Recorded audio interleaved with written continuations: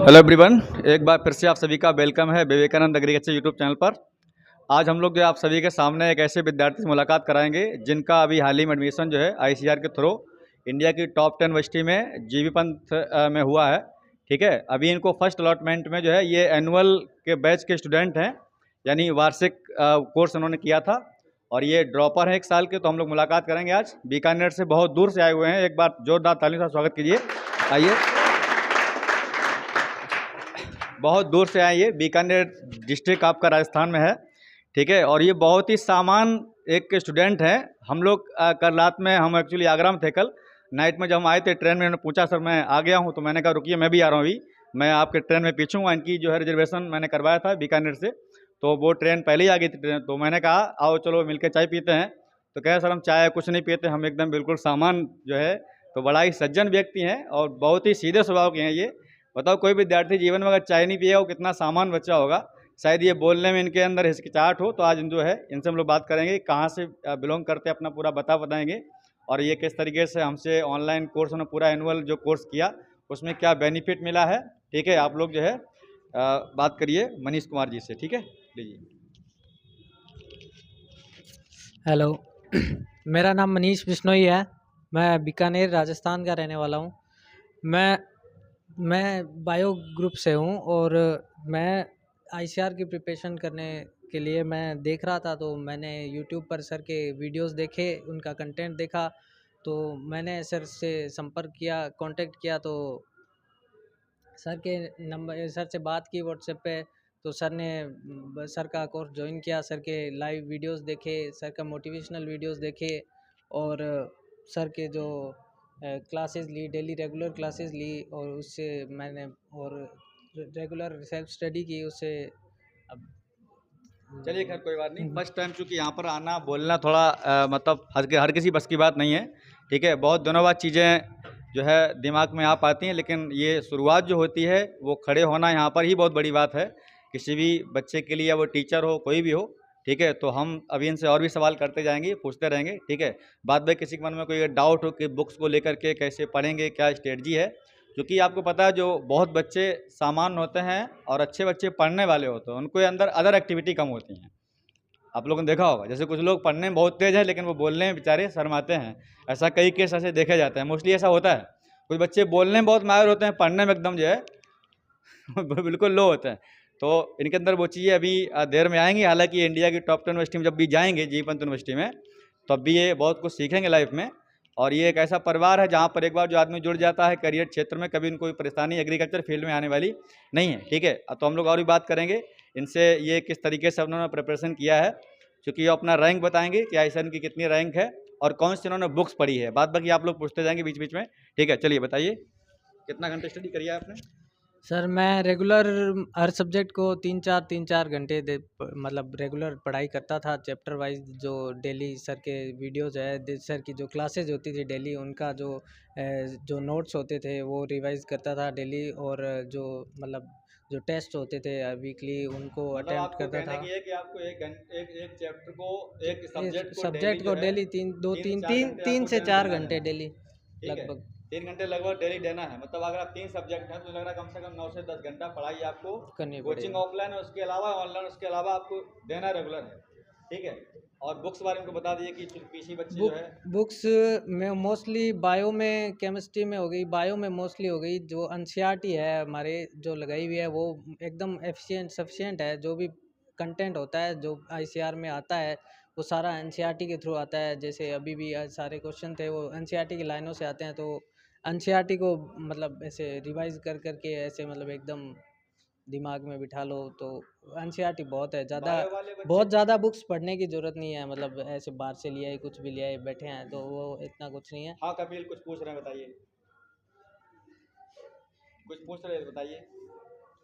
Bio वाले बच्चों को फिजिक्स बहुत टफ लगती है, इसके लिए क्या किया जाए, कुछ फिजिक्स के बताइए लिए फिजिक्स में। जो जो डेली क्लासेज होती है, जो जो सर ने जो टॉपिक पढ़ाया है वो उस टॉपिक के जो थ्योरी है, जो उसका जो कॉन्सेप्ट है, वो जो क्लास में पढ़ा रहे होते हैं तब वो मतलब पूरा ध्यान से, मतलब जो भी कॉन्सेप्ट होता है वो दिमाग में बिठाने के बाद घर जाके जब अब उन्हीं को क्वेश्चन करते हैं उनके, तो मतलब फिजिक्स में जितने ज़्यादा मतलब हम प्रैक्टिस करेंगे, कुछ सॉल्यूशन क्वेश्चन प्रैक्टिस करेंगे, उतना ज़्यादा मतलब उसका बेनिफिट होगा।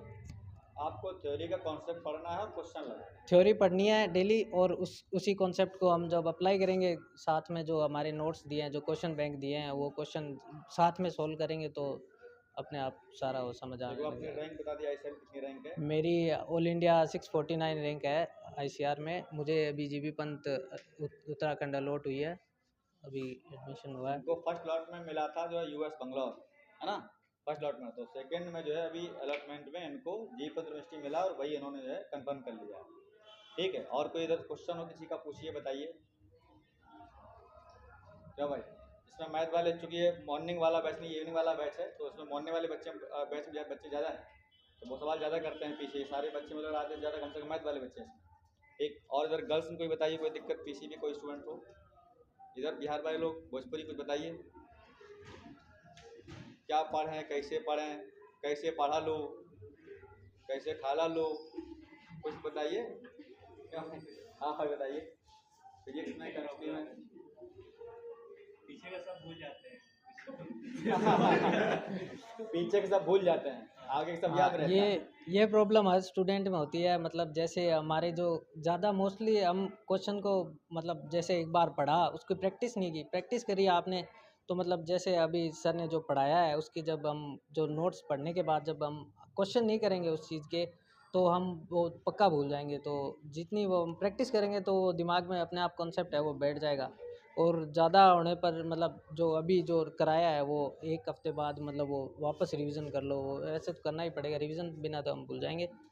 तो जब ज़्यादातर मोस्टली है कि जो प्रैक्टिस करेंगे, क्वेश्चन की प्रैक्टिस करेंगे ना, तो हम भूलेंगे नहीं। जितने ज़्यादा क्वेश्चन करेंगे तो हमें याद रहेगा। मतलब जैसे कोई क्वेश्चन आ नहीं रहा है तो मतलब वो क्वेश्चन हमने अभी एक बार छोड़ दिया, देख लिया, बाद में वो जो क्वेश्चन है वो हाथों हाथ हम जाके मतलब अपने नोट्स में देखेंगे तो वो ज़्यादा क्लिक करेगा दिमाग, ज़्यादा वो मतलब बैठेगा दिमाग में, ज़्यादा देर के लिए बैठेगा, टाइम के लिए बैठेगा। तो आता है केमिस्ट्री का जो क्वेश्चन होता है ना, मतलब स्टेबिलिटी, ये वो सब एटॉमिक रेडियस, ये सब फिर बाद में भूल जाते हैं। मतलब पढ़ते हैं 2-3 बार में पढ़ते हैं, ये रिवीजन करते हैं, फिर भूल जाते हैं। ये ये अपन जब क्वेश्चन करेंगे ना, तो मतलब जब क्वेश्चन अब जब आप अभी वो जो वैल्यू मांग रहा है क्वेश्चन, वो हमें अप्लाई करनी है, तो अब जब हम बार बार उसको याद करेंगे, नहीं आ रही है, तो आपने जो जो नोट्स है वो मतलब जैसे ये डाटा वाली होती है संख्या, वो एक मतलब एक पेज पर उस चैप्टर के मतलब लास्ट में लिख लो या कहीं भी लिख लो।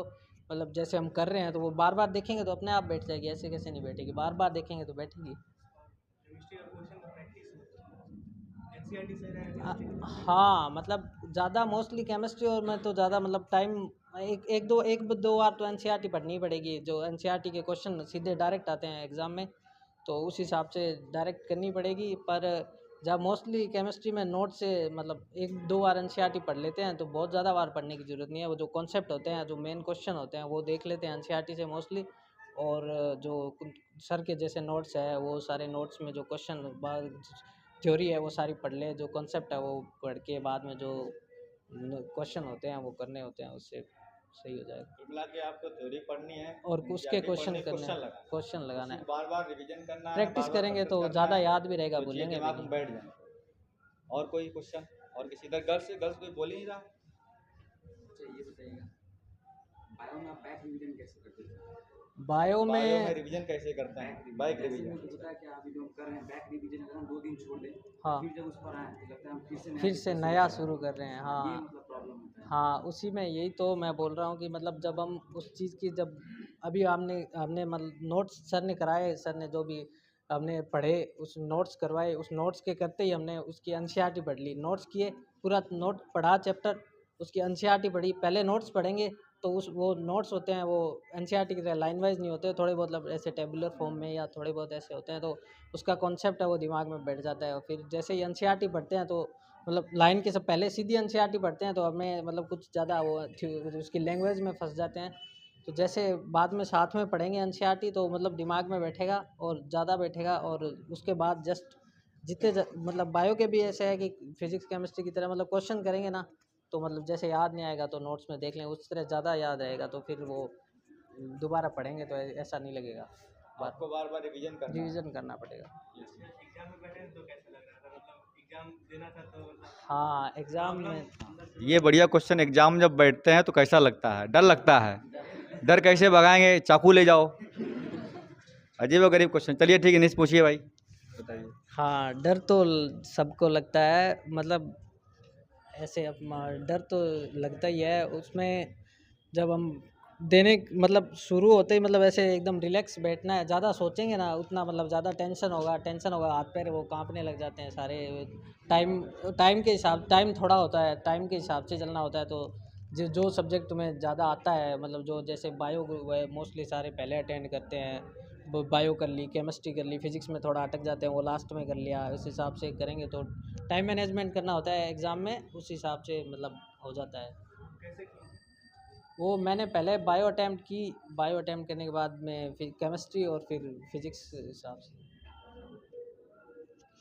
देखिए एग्जाम में क्वेश्चन दो चीज़ें हैं। देखिए मैं बता रहा हूँ, ये पहली बार आज शायद यहाँ खड़े होंगे, मुझे लग रहा है पहली बार, क्योंकि ये अभी मैं मार्केट से आ रहा था तो इधर रात में भोपू बज रहा था, तो बोली ये क्या बज रहा है? हमने कहा आलू बेच रहा है ये।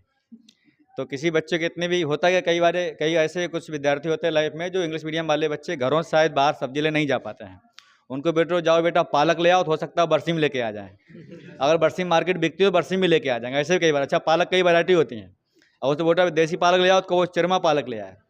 तो कई ऐसे विद्यार्थी होते हैं जीवन में जो शायद मार्केट उनको नॉलेज नहीं होती, किसी बात करने शायद झिझक रहे हैं। मैं बता रहा हूँ आपको, एग्जाम जब भी हम लोग टाइम एग्जाम देने बैठते हैं तो ये हर किसी के मन में लगता है डाइट मुझे कुछ नहीं आता। एग्जाम टाइम पर ऐसा लगता है कि ये मुझे कुछ भी नहीं आता, ऐसा लगता है एग्जाम टाइम पर। लेकिन अगर आपने रिवीजन बहुत अच्छे से किया है पूरे सिलेबस का, मैं अभी बताता हूँ, आप लोग चैप्टर वाइज पढ़ें, उसके ऑब्जेक्टिव क्वेश्चन लगाएं, और जब आप ऑब्जेक्टिव क्वेश्चन लगाते हैं और चैप्टर आपने पढ़ा होगा और क्वेश्चन लगातार आपके सही होते जाते हैं, तो ऑटोमेटिकली आपके अंदर पॉजिटिव एनर्जी तुरंत आ जाएगी कि यार हमने कुछ पढ़ा और क्वेश्चन लगाया, इसका मतलब हमने अच्छा पढ़ा। ये चीज़ है कि नहीं? दूसरी बात ये है कि जब भी हम लोग क्वेश्चन लगाते हैं तो आप एक जैसे ऑब्जेक्टिव क्वेश्चन लगाते हैं, एक टाइम बांध लीजिए कि हमें आज फिजिक्स के मान लो 20 क्वेश्चन लगाने, 30 क्वेश्चन लगाना है। एक टाइम लगाइए कि हमें ये क्वेश्चन कितने टाइम पर लगाना है। अब आप उन क्वेश्चन के आंसर टिक कर, आप लोग क्या करते हैं, पीछे आंसर देख लेते हैं और टिक लगा लेते हैं उसमें। पहिया वाला ये आंसर है, ये ट्रक वाला ये आंसर है, बस इस तरीके से आप लोग आंसर रट लेते हैं। उसके आंसर याद मत करिएगा।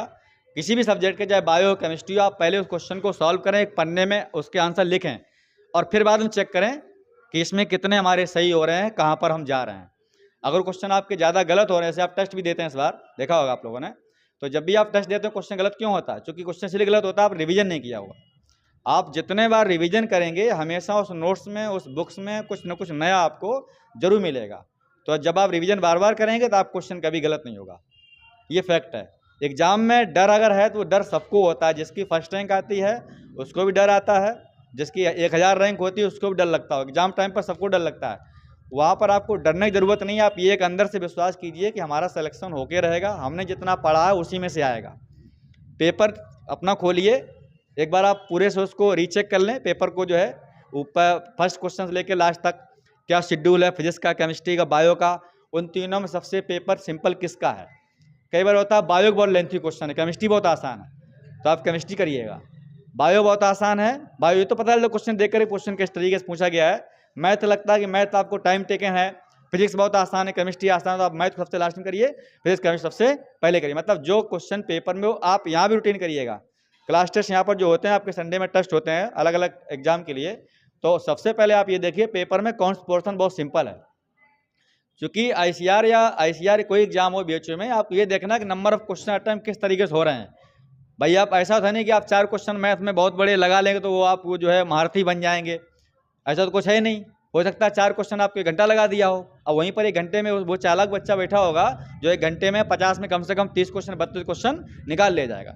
तो जितना नंबर ऑफ क्वेश्चन अटेम्प्ट ज़्यादा होगा सिलेक्शन उसका होता है, ना कि 4 क्वेश्चन वाले का।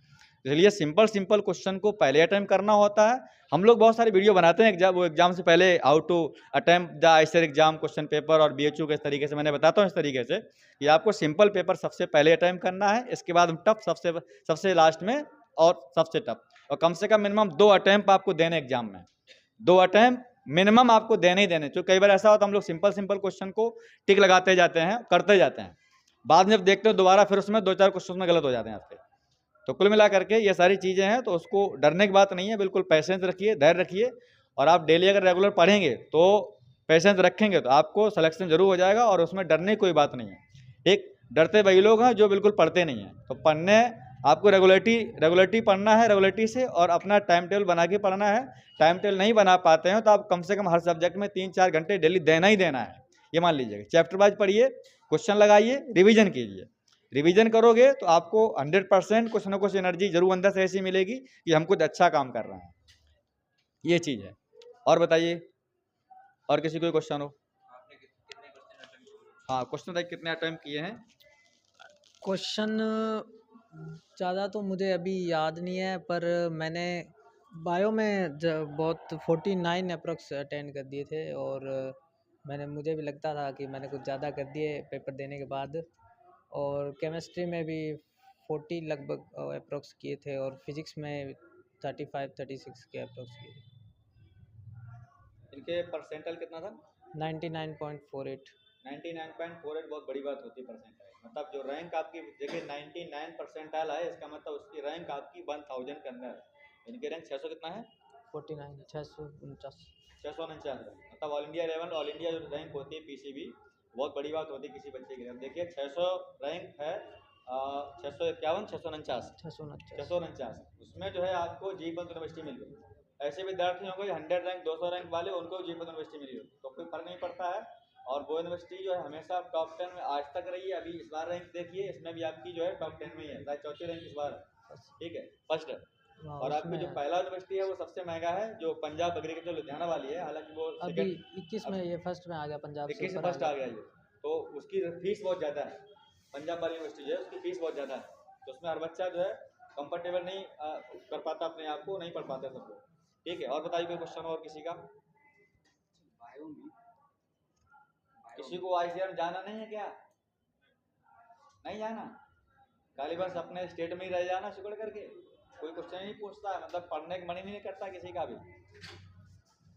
हाँ भाई, कुछ बताइए। जो मैथ वाले बच्चे हैं, इसमें मैथ वाले बच्चे ज़्यादा, शाम वाले बच्चे मैथ ज़्यादा आते हैं, तो जो लग रहा है मैथ वाले वो फिजिक्स केमिस्ट्री वाले क्वेश्चन कर सकते हैं। फिजिक्स केमिस्ट्री को पढ़ने का तरीका है, कहाँ क्वेश्चन ज़्यादा आते हैं, ठीक है, क्योंकि एग्जाम टाइम पर आपको बहुत ज़्यादा ही नर्वस होना पड़ता है, तो वो सारी चीज़ें नहीं होनी चाहिए। हाँ बताइए पलक, कुछ पूछना है? कहाँ पूछेंगे, जहाँ होगा वहीं ले लेंगे। तो ये बताइएगा, बायो में हम लोग को मतलब कि जो प्रैक्टिस एमसीक्यू करना चाहिए वो ज़्यादा हमारे लिए कौन सा बेटर है, मतलब टॉपिक वाइज करें तो या मतलब चैप्टर वाइज? हाँ, मतलब जो टॉपिक हमारे चल रहा है, सर के क्लासेस में चल रहा है डेली, उसके हिसाब से, मतलब जैसे ही क्लास, मतलब डेली जब क्लास होती है उसके साथ तो हम घर जाके, मतलब रूम पे जाके रिवीजन करते हैं, जो पढ़ाता है वो रिवीजन किया। फिर जैसे ही चैप्टर पूरा होने लगे, या अगर वो सीक्वेंस में है तो पहले कर लो, अगर मिक्सड है सारे तो जैसे ही चैप्टर पूरा हो तो एनसीईआरटी पढ़ो, चैप्टर पूरा होते ही एनसीईआरटी पढ़ लो, या उस सीक्वेंस के हिसाब से, टॉपिक के हिसाब से साथ में पढ़ लो एनसीईआरटी, और लास्ट में एक साथ एनसीईआरटी दोबारा भी हो जाएगी, रिवीजन भी हो जाएगा उसका, और जो नोट्स है उसका भी रिवीजन हो जाएगा, फिर उसके साथ क्वेश्चन कर लो, मतलब सीक्वेंस चैप्टर वाइज।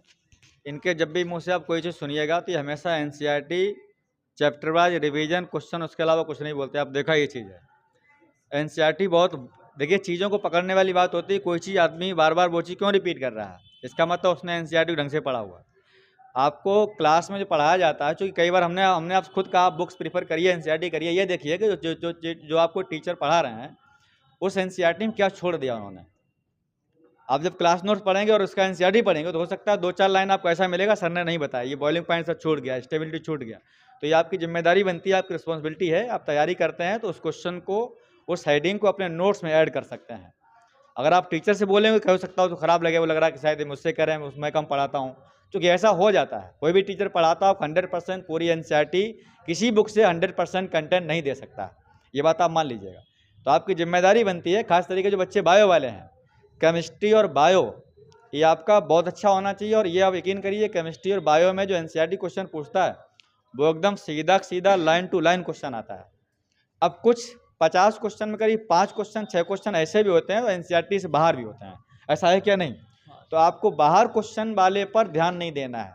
कई बार क्वेश्चन ऐसा जो एनसीईआरटी नहीं है, वो बीएससी थर्ड ईयर क्वेश्चन मिलता है जाकर के, आप बीएससी पढ़े नहीं है तो वो आपको मिस करेगा, यार ये पता नहीं कहाँ से क्वेश्चन आ गया है। तो कुल मिला के उस क्वेश्चन ध्यान नहीं देना। अगर आप 50 क्वेश्चन में मुझे लग रहा है आप 35 क्वेश्चन कर ले जाते हैं तो आप कल्याण हो जाता है। 100 क्वेश्चन आप कर लो, आपको टॉप 10 यूनिवर्सिटी पक्का मिल जाएगी। हम देखते हैं अभी हाल ही में ऐसे ऐसे बच्चे बताते हैं सर हमने केवल क्वेश्चन 80 क्वेश्चन किए, हमारे 98.9 परसेंटाइल हैं, और जिनके 99 परसेंटाइल अप्रोक्स हैं वो लोग वो स्टूडेंट जो है इस ईयर वाला करीब 1000 रैंक तक है, तो वो 1000 रैंक उसकी आई और 1000 रैंक वाले स्टूडेंट सभी टॉप 10 यूनिवर्सिटी में जाते हैं। ये मान लीजिए जो कोई आपको बताया था टॉप 10 यूनिवर्सिटी में सिलेक्शन तो होता है, उसके बावजूद सिलेक्शन होने के बाद उसमें प्लेसमेंट बहुत अच्छा होता है। बात बाकी आप अपने स्टेट में अगर जाते हैं तो प्लेसमेंट कोई गारंटी नहीं है। कई बार बच्चे कहते सर प्लेसमेंट क्या गारंटी, कोई भी गारंटी नहीं है। आईसीआर में ऐसा नहीं कि आईसीआर सब यूनिवर्सिटी प्लेसमेंट देती है, ऐसा बिल्कुल नहीं है। लेकिन जितने भी टॉप 10 यूनिवर्सिटी हैं, आप कुछ लोग बोले सर टॉप 10 इस बार थी वो यूनिवर्सिटी नहीं है, जितनी टॉप 15 यूनिवर्सिटी हैं, जो टॉप यूनिवर्सिटी हैं, मतलब 15 टॉप 10 में छोड़ देना चाहिए, जितने भी टॉप मोस्ट यूनिवर्सिटी हैं उनमें सभी में प्लेसमेंट आता है। ऑनलाइन प्लेसमेंट भी होता है और ऑफलाइन प्लेसमेंट भी होता है, ठीक है। ये सारी चीज़ें हैं, तो अगर आप थोड़ा सा मेहनत कर ले जाएंगे चैप्टर वाइज पढ़ करके नोट्स बना करके, तो 100% आपको सफलता मिल जाएगी। हम मानते हैं अगर बच्चे ने सिलेबस पढ़ रखा है 80%, 89%, 85%, तो उसका सिलेक्शन एक जगह जरूर होता है, चाहे सीआर में हो, चाहे बीएचयू में हो, चाहे यूपी कैटेट में हो, या अपने बिहार बीसी कोई एग्जाम हो, उसका एक जगह एग्जाम क्वालिफाई जरूर होता है। ये मेरा ऐसा मानना है, और अभी तक का ये एक बहुत अच्छा अनुभव भी है, हमने प्रैक्टिकल देखा भी है। अगर आप सिलेबस पढ़ते हैं तो हो सकता है आप एक एग्जाम जरूर क्वालिफाई। ऐसा क्यों? ऐसा इसलिए बोल रहा हूँ, कई बार बच्चों का आईसीआर एग्जाम होने वाला बच्चा बीमार हो जाता है, बीएचयू एग्जाम होने वाला कोई घर में ऐसा घटना घट गया जो एग्जाम को नहीं दे पाया।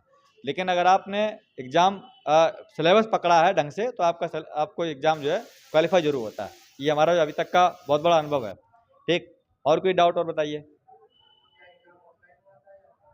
ऑनलाइन हुआ आईसीआर?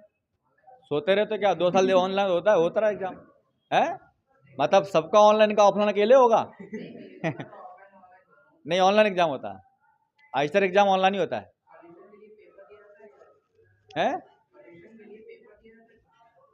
हाँ, वो खाली पेज ये कह रहे हैं, मतलब जो पेपर क्वेश्चन करते हैं दो वो खाली पेज पेजेस मिलते हैं? दिए जाते हैं, 2 पेज दिए। 2 पेज, ये मैं तो इसलिए कह रहा, तुम यहाँ से कॉपी लेके आना, मैं आऊँ, ठीक है, परेशान नहीं, मैं चलूँगा कॉपी।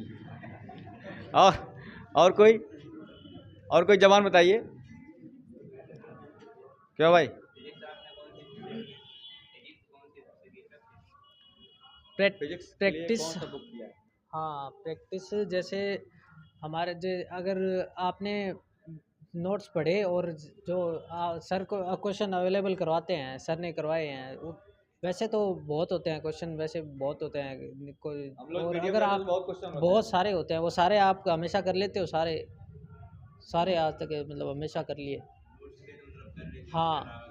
हाँ मतलब जितने भी पीडीएफ होते हैं हमेशा एक्स्ट्रा आते रहते हैं, मतलब ऐसा नहीं है कि एक बार आया तो वो उसके तो क्वेश्चन तो बहुत आते हैं पीडीएफ, मतलब हमेशा सारे होते भी नहीं है, इतने सारे क्वेश्चन होते हैं हमेशा, सर के भी इतने सारे होते हैं तो होते नहीं, वो सारे क्वेश्चन कर लो बहुत है, उतनी मेहनत बहुत है। और कोई? हाँ भाई, ये बनारस से एबीसी खड़े हो। हाँ कुछ पूछो, आईसीआर में जाना तो पूछोगे जरूर, खड़े हो पूछो जरूर।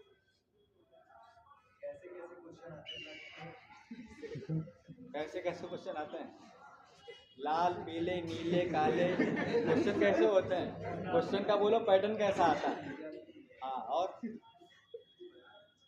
बता दो क्वेश्चन कैसे आते हैं? मैचिंग वाले आते हैं? क्वेश्चन इस बार मैचिंग के भी आए, और पिछली बार मैचिंग के ज़्यादा थे, इस बार स्टेटमेंट जैसे, मतलब जैसे एम्स में जैसे क्वेश्चन आते थे वैसे, मतलब ऐसे, हाँ वैसे एआर के क्वेश्चन बहुत ज़्यादा आए थे इस बार, स्टेटमेंट के मतलब 5-7 क्वेश्चन थे, बहुत सारे क्वेश्चन थे एक सब्जेक्ट। उसको यही तो जो एनसीईआरटी की लाइनें थी वो सारी स्टेटमेंट देखा तो सारी एनसीईआरटी की, मतलब सेम टू सेम एनसीईआरटी की लाइनें थी, इसीलिए वो बोलते हैं एनसीईआरटी पढ़ो, एनसीईआरटी की एक लाइन पढ़ लो, सारा जो आएगा स्टेटमेंट, एआर खासकर जो होते हैं वो सारे एनसीईआरटी से आते हैं, बाहर से नहीं देते एनसीईआरटी से।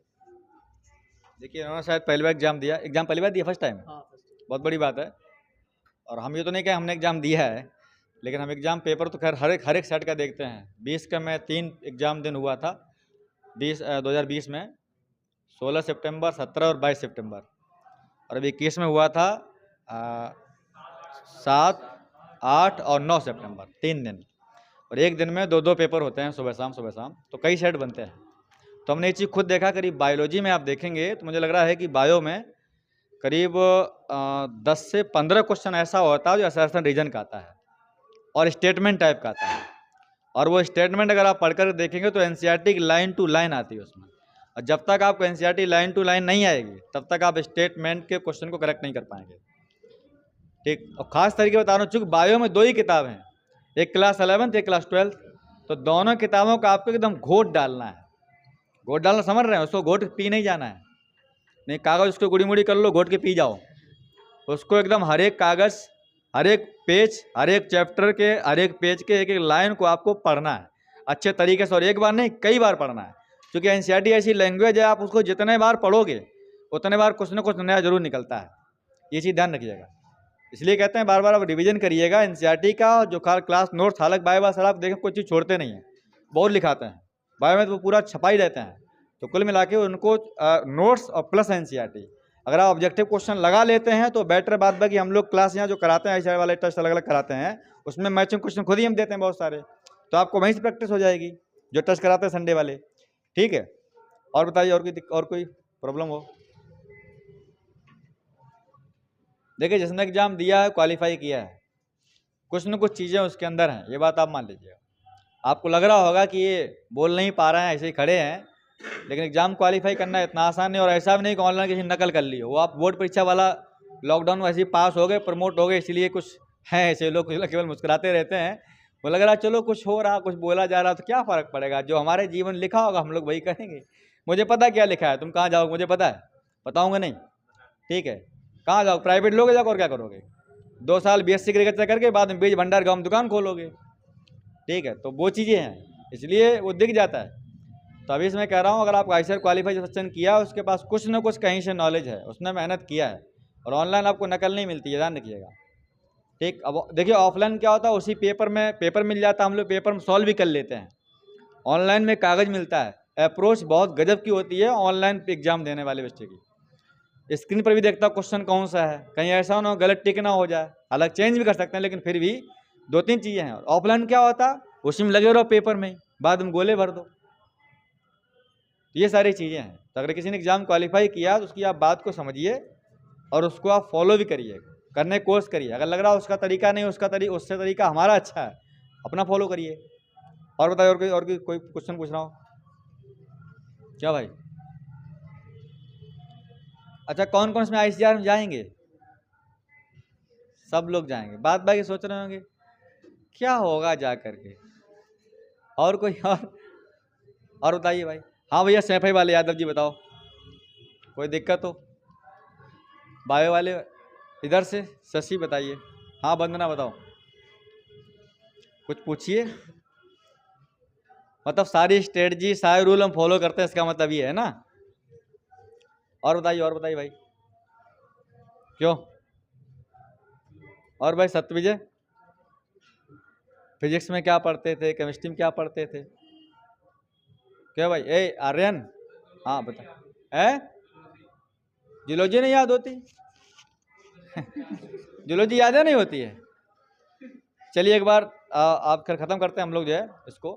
अब ये बता दिए फाइनल जो है जितने बच्चे पढ़ते हैं इनके लिए आप क्या कहना चाहते हैं? फाइनल एक बात बोल दीजिए, क्या इनके लिए बोलना चाहते हैं लोग, कैसे क्या पढ़ें प्रतिदिन। और भी लोग आपको सुनेंगे, यूट्यूब पर वीडियो जाएगा तो कई लोग उसको देखेंगे सुनेंगे, तो आप क्या सबके लिए बोलना चाहते हैं? ये लीजिएगा। मेन यही है कि आप जो पढ़ाते हैं, सर पढ़ाते हैं, उसमें रेगुलर रहिए। अभी ऐसा नहीं है कि अभी 1-2 दिन हमने बहुत ज़्यादा पढ़ लिए, पूरा हफ्ता मतलब ऐसे ही निकाल लिया, ऐसा कुछ नहीं होता है। रोज़ रेगुलर 8-10 घंटे हर सब्जेक्ट को 3-4 घंटे देंगे तो मतलब सिलेक्शन आराम से होगा। मतलब पढ़ेंगे तो आराम से होगा, पढ़ोगे नहीं तो मतलब कहाँ से होगा। डेली मतलब रेगुलर रहेंगे तो जो सब्जेक्ट सर पढ़ा रहे हैं उसका घर जाके रिवीजन करेंगे अब, और उसके क्वेश्चन करेंगे। उस हिसाब जितनी प्रैक्टिस करोगे उतना ज़्यादा दिमाग में बैठेगा, और ना पिछला भूलोगे ना अगला भूलोगे, कोई नहीं भूलोगे। सारा रिवीजन करोगे तो रिवीजन जैसा लगेगा। थोड़ा रिवीजन के टाइम में थोड़े नोट्स होते हैं, वो शॉर्ट होते हैं थोड़े। अगर आपको लगता है ये चैप्टर बड़ा है तो उसके थोड़ा 2 पेज में थोड़ा शॉर्ट में लिख लो। उसके मेन जो पॉइंट होते हैं उनको जैसे बड़ी लाइनों में लिखा हुआ है, उसके एग्जांपल है बहुत सारे, उसके एग्जांपल कैसे टेबल के फॉर्म में लिख लो। उस हिसाब से उस रिवीजन भी बहुत जल्दी हो जाएगा, टाइम भी आपका बचेगा। और चलिए ठीक है, कुल मिला के यही है कि ये लोग जो इनका बाद में जो कंक्लूजन निकला है यही बोले हैं कि आपको रेगुलर पढ़ना है, रेगुलर क्लास करना है, रेगुलर नोट्स बनाना है, चैप्टर वाइज पढ़ना है, ऑब्जेक्टिव क्वेश्चन लगाने हैं और उसका बार बार रिवीजन करना है, ठीक है। अच्छा, रेगुलरिटी मतलब केवल यही नहीं, केवल कोचिंग रेगुलर करना है। कुछ लोग यहाँ तो रेगुलर आते हैं लेकिन घर पर रेगुलर पढ़ते नहीं, तो वो रेगुलरिटी नहीं है, वो आपकी आधी रेगुलरिटी हो गई। पढ़ने का मतलब ये भी होता है कि आप यहाँ अगर पढ़ते हैं, जितना घंटा यहाँ पढ़ते हैं उससे आपको डबल टाइम आपको रूम पर देना होगा, क्योंकि आप लोग केवल रूम किस लिए लिए रखे हैं? पढ़ने के लिए। कुछ लोग बोलेंगे सोकर बॉडी बनाने के लिए हुए हैं, कुछ लोग होते हैं यहाँ के जिम पहले ढूंढते हैं, कहीं जिम मिल जाए थोड़ा बॉडी बना लें, तो उनका कुछ होना नहीं है। तो कुल मिला के बात यही हमारा कहना जो है इनके माध्यम से इनका जो निकला है निष्कर्ष बाद में कि आपको रेगुलर रहना है, और हमारा उसमें ये जोर देना है कि आपको रेगुलर कमरे पर भी पढ़ना है।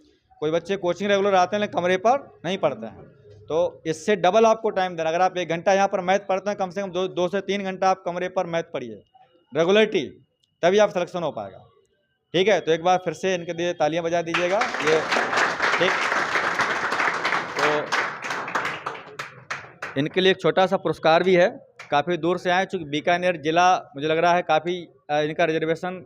बता दो कितना टाइम लगा ट्रेन में, कितना कैसा लगा बता दीजिए। मतलब टाइम तो एकदम आराम से सोते सोते आ गया, बाकी 12-13 घंटे मुझे आने में लग गए आराम से, और सर ने रिजर्वेशन करा दिया था, आराम से लेटे लेटे आ गया। और तो इनको पता ही नहीं कि एसी चलती रही कि हवा चलती रही है, हवा लगती रही कि हवा निकलती रही, पता ही नहीं क्या होता। एक्चुअली बीकानेर ट्रेन इनकी शायद दिन में 12 साढ़े 12 बजे थी कुछ जो है, और वो रात में उसका टाइम था यहाँ कानपुर आने का 12 बजे, तो वो आई थी करीब 2 बजे, करीब 2 घंटा करीब डिले, लेकिन ज़्यादा लेट नहीं हुई, इतना ठंडी में सोने में काम निकल जाता है। काफ़ी लंबा एक है, यहाँ से लेकर काफ़ी बीकानेर बहुत दूर है, ठीक है। और ये बड़ा खुश हुए जब सिलेक्शन का हुआ, घर वाले बात किए भैया बहुत अच्छा आप लोग जो है बच्चे को पढ़ाए हैं, निकले हैं, तो हमने कहा आपको जरूर बुलाएंगे चाहे कुछ भी हो जाए। काउंसलिंग थी ICR की, तो उसमें टाइम नहीं मिल पा रहा, हमने कहा चलो जब लास्ट अलॉटमेंट हुआ तभी हम लोग इनको बुलाएंगे, क्योंकि पहले भी इनको जब मिला था हमने कभी फाइनल नहीं हुआ, जब तक फाइनल नहीं होगा तब तक इनको जो बुलाना। और बाद बाकी जो भी लोग टॉप 10 वेस्ट टीम आते रहेंगे वो इंडिया किसी भी कोने में रहेंगे, भले ही वो जो है नागालैंड तरफ के हों, वो बुला कर के यहाँ पर आएंगे, इंटरव्यू जरूर देंगे, चाहे कुछ भी अपनी भाषा में जैसे तैसे बोलेंगे, वो आपको यहाँ हम उनको बुलाएंगे जरूर, ठीक है, कैसे ही बुलाएंगे, चाहे बैलगाड़ी से उठा लाएं या पर साइकिल से ले आएँ। चलिए ठीक है, तो हम लोग देखते हैं। हाँ प्राइज देते हैं, हाँ हाँ बताइए।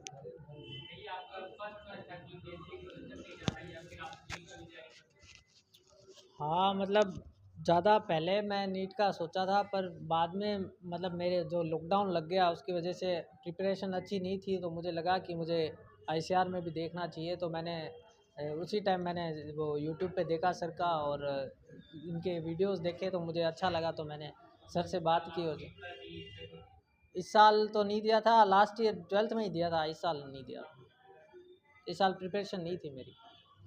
नहीं देखिए, बहुत सारे बच्चे नीट एग्जाम देते हैं, ये सवाल तो खैर पूरा तैयारी के जो अभी 12th 2020 का ना इनका, ये 1 ईयर ड्रॉपर हैं, मतलब आपको 1 साल टाइम इन्होंने दिया है, और 2-4 महीने का ऐसा भी कोर्स नहीं है कि आप 1-2 महीने में ICR क्वालिफाई करके टॉप यूनिवर्सिटी में पहुँच जाइए। मुझे भी लगता है क्योंकि ऐसा सिलेबस नहीं होता। हाँ लेकिन ये भी अगर आप मुश्किल, मुझे लग रहा है कि अगर आप 4 से 6 महीने अच्छे से पढ़ लेते हैं तो आपका कहीं ना कहीं सिलेक्शन होना था, ये मेरी गारंटी है, क्योंकि 6 महीने बहुत होते हैं। 6 महीने अगर मतलब कुछ बच्चे ने 1 साल तैयारी किया है, डेली अगर उन्होंने 6 घंटा तैयारी किया, आप उसको 6 घंटे का आप 9 घंटे में कन्वर्ट कर दीजिएगा, तो आप 6 महीने में सिलेक्शन पा जाएंगे। क्योंकि अभी आपका टाइम भी आपका दिसंबर चल रहा है, अभी ये भी एग्जाम आपका जून से पहले होता नहीं है, ठीक है, तो आपके पास आराम से 5-6 महीने हैं, अभी भी आप कुछ बिगड़ा नहीं है। जो लोग नई पढ़ाई शुरू किए हैं वो अभी भी अपना चैप्टर वाइज तैयारी करके शुरू करके एग्जाम क्वालिफाई कर सकते हैं, ठीक।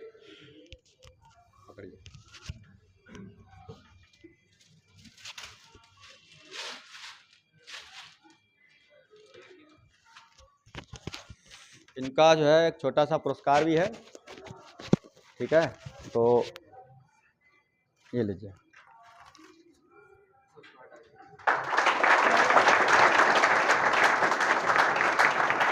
चलिए एक वो फोटो खींचना चाहता है भाई।